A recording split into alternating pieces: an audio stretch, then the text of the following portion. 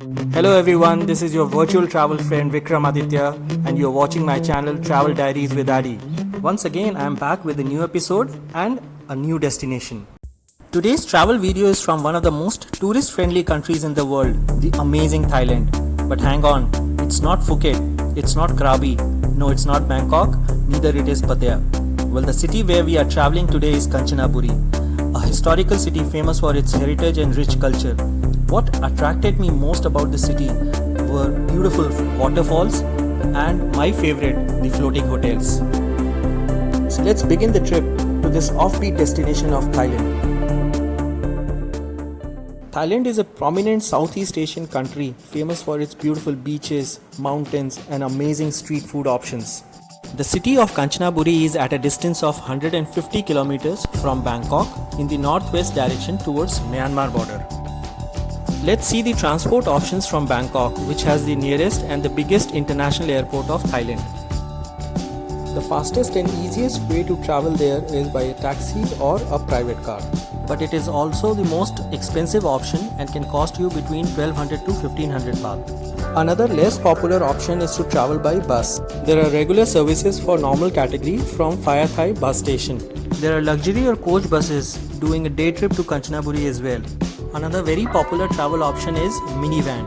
It's a very convenient transport option which costs about 150 to 160 Thai baht one way. There are two minivan stations from where you can board Sai Thai Khao near Phaya Thai BTS station and second one is Mochit bus station. The last option is to travel by train. This is the option which I took. I travelled to Thonburi railway station to board this train. It's not a major station of Bangkok and is located near the Grand Palace across the Chao Phraya River. The distance from Suvarnabhumi Airport to Thonburi railway station is about 40 minutes drive in a normal traffic. It is also the cheapest option to travel. The ticket cost is only 100 baht. There are two trains every day to Kanchanaburi and it goes all the way to Namtok. I took the morning train for 7:50 am. Like all other options except taxi, this journey takes around 3 to 4 hours. Let's begin the trip and enjoy this amazing train journey now.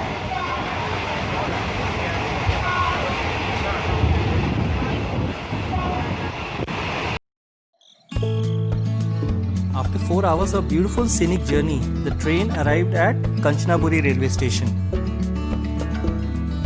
I hired a big tuk-tuk called as Songtheo for 100 baht as my hotel was not very far from the station.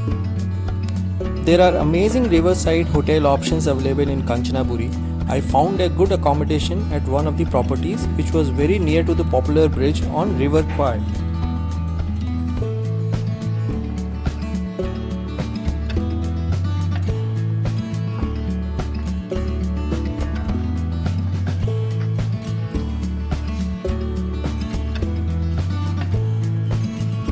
That's my room and you can see just after one cottage is the beautiful River Kwai.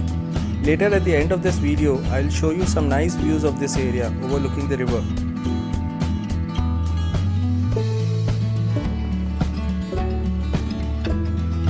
There was a small pond in front of my room filled with colorful fish.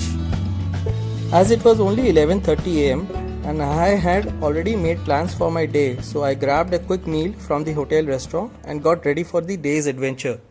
First on the list was Erawan National Park and Waterfalls, which was an hour's drive from the hotel.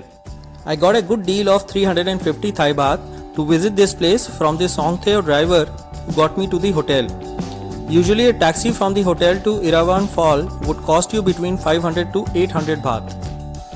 There is a cheaper option of 50 Thai baht as well through the local bus service available from the Kanchanaburi bus station. Erawan National Park is the star attraction of Kanchanaburi province. Famous for its 7-layered falls, it provides a stunning view of the lush green vegetation in the limestone mountains. It's about 2 kilometers of scenic hiking trail all the way up to the top of the falls. After walking for 10 minutes, I reached the first level of the falls. There is not much to see here except a stream, but still it's crowded because there are a lot of picnic tables offering a good spot for family and friends gathering. The real scenic beauty starts from second level onwards. Go further up and the view keeps getting better and better.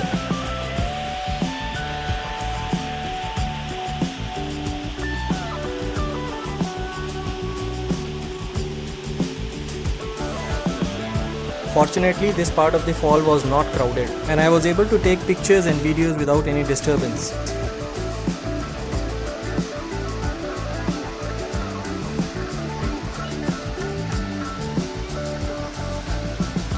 The crystal clear turquoise color water was definitely a treat for my eyes.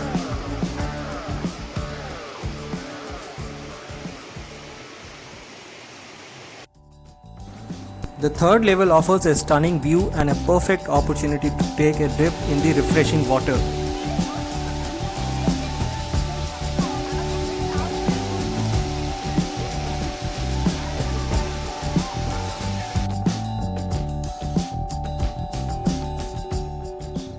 Here comes the best part of the falls, level 4. This was the most crowded among all the falls, mainly because it offers a large area for swimming. Also, getting inside the water here was easy.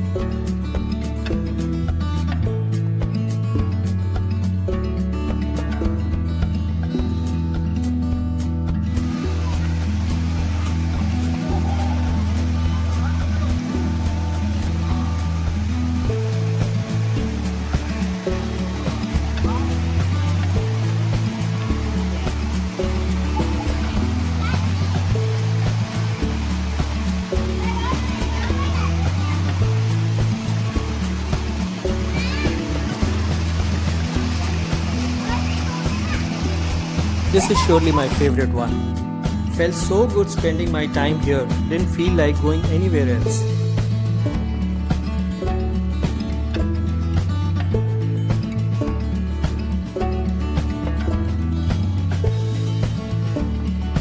Next level was number 5. The area was mostly shaded and had lots of mini falls.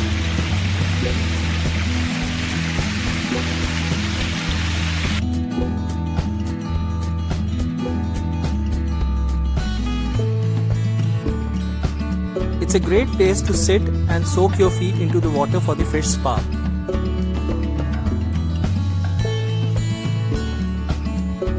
I climbed further up and reached to level 6. Water at level 6 is shallow. It's a good place for taking pictures but not ideal for swimming. Finally, after a hike of almost 45-50 minutes, I arrived at level 7. It was definitely worth climbing all the way up to this top level as the view from here was amazing.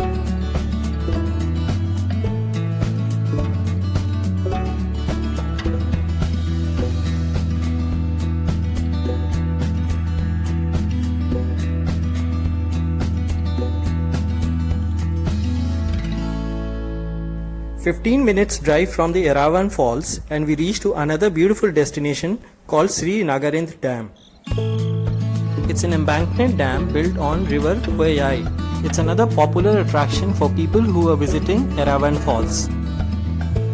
Here are some incredible views of this area.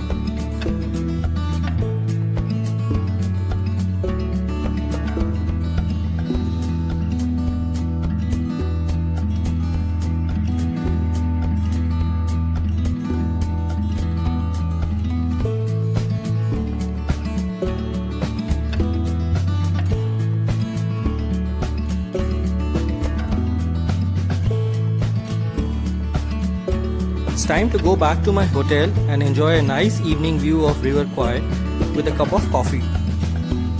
Location of the resort being next to the river was perfect and I thoroughly enjoyed my stay there.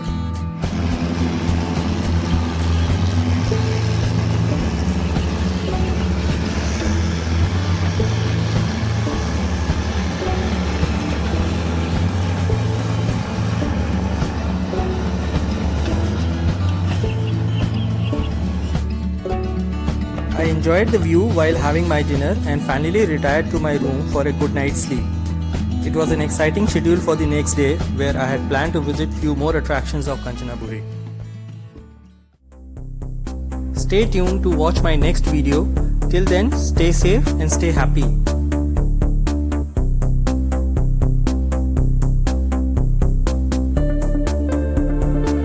Thank you for watching the video till the end. Please like, subscribe and do share your feedback.